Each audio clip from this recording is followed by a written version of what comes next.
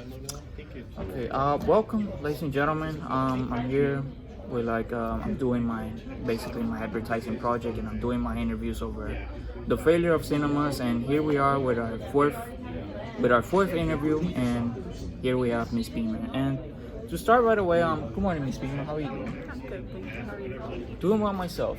Now, to start, tell me a little bit about yourself and how old are you? So I'm 18. I'm from San Antonio, and I'm really into music, basically anything online I know about, and I'm an architecture major, so super artsy. Okay, that's good. So you like basically experimenting with not experimenting, but like more so understanding the idea of like what architecture is like and all that. Yeah, like space and things like that. Okay, that's actually very interesting. Architecture major. And moving on from that, and to start, when was the first time you started going to film theaters? So actually my parents both work in broadcasting. They're both TV anchors, so they took me to theaters all the time because they used to report on like entertainment itself. So I think the first movie I went to was a rerun of some Disney movie. I can't remember exactly which one, but like probably 2010, something like that.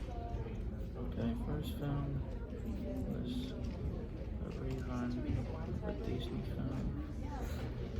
Disney film, 2010. Okay. And in film, what would be your favorite genre? I love psychological thrillers because they just mess with your mind. You think one thing and then it completely changes your perception of reality and what the reality of the movie is.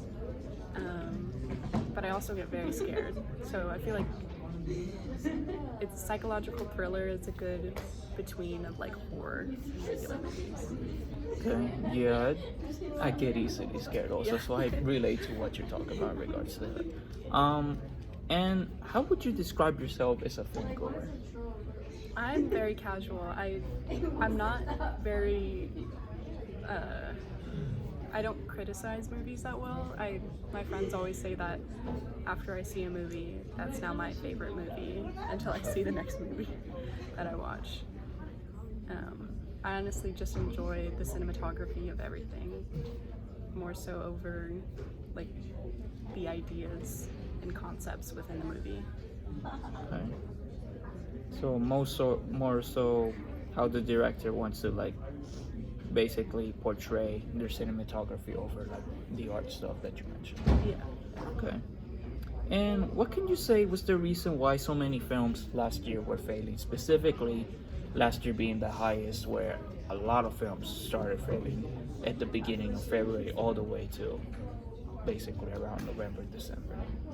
I want to say it's definitely due to the writer's strike, the SAG-AFTRA strike. I'm not exactly sure what it's called, but I know that a lot of actors and actresses in the movies that were being like promoted last year were in the union of writers and actors, so they like didn't go out and promote their own movies, and that like definitely didn't help promote any of the movies, so people didn't go out and watch them as much. Okay. And how would you describe the film going experience from your perspective? Definitely just something casual to do when something you feel like you want to go out. You do something. You think of I want to go see a movie. So it's all encapsulating experience. Okay. So something that can be done at any hour and any moment. Yeah, for sure.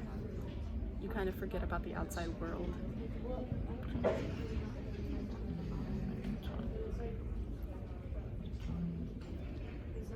And what would you say is missing in today's film landscape in film theaters and in the industry, basically Hollywood in general?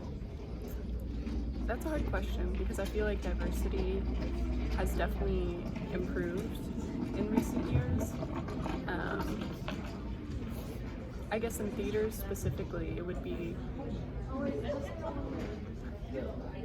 I guess, better prices. Because I don't really want to go out and spend $20 on a ticket and $20 on a small thing of popcorn. Yeah. And I guess in the industry, I guess I'd like to hear more from directors themselves and them being promoted as well as the actors, like on an equal level. Okay.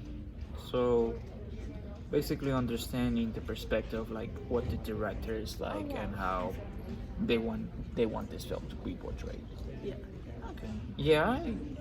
Yeah, it's pretty unfortunate that a lot of directors basically they want a lot of most of Hollywood to rely on the directors rather than on the people behind the scenes. Yeah. And more so in regards to like how the film is handled and making sure that the concerns of safety are being addressed and not being basically screwed over most of the time.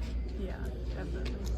Okay. And what would you say is the main goal of the box office in the US if you could elaborate on it? I definitely think the box office pushes specific movies who give it's kind of like a whoever gives enough money to whoever gets promoted, and that goes along with most things in society. It's like who works behind the scenes to support you and promote you and network. I'm sorry, what was the question?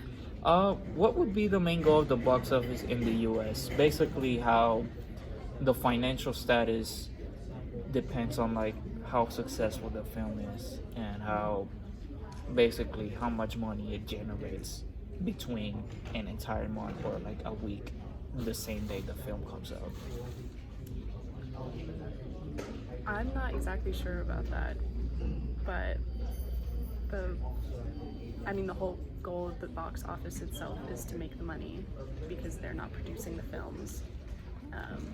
So I guess mark up all of their products, make tickets more expensive day of and around certain showing times and seats. So, yeah, which also causes a bit of inflation in regards to how the box office is handled in regards to finances and all of that. Yeah. Okay, you hit the nail on that correctly. So yeah, that should be correct. And what would you say is the reason for why so many people are not going to film theaters that much anymore? Streaming services. That one's pretty straightforward, I feel like. Everyone likes things from the comfort of their home more so now than the experience of going out. Okay, so the comfort of the home. And Also probably the price of Yeah. everything. no, yeah, but basically, yeah, the price has definitely affected that in most theaters. And finally, before we conclude, what films do you think are film goers attracted to at the moment, right now? I want to say it's definitely either historical pieces, like period pieces, or biographies on powerful people in society, like the Bob Marley movie. And I know there was one that came out about a wrestler that I really want to watch. The Iron Claw? Yeah. Okay. Yeah, I've heard really good things about that film, so it's Yeah. really good. But I think everyone's looking more so to reflect on who was powerful, or I guess very impressive in society, more so than trying to like imagine a new future. Okay. Yeah, well, that concludes this interview. Thank you for your time regarding that. And yeah, this has been the fourth interview for my advertising project for the financial failures of cinemas. Yeah, I have 2 more interviews to go. I'm still working on like gathering data. So, but yeah, I'm almost done with interviews, and we should be good. And thank you for your time. Yes, thank you.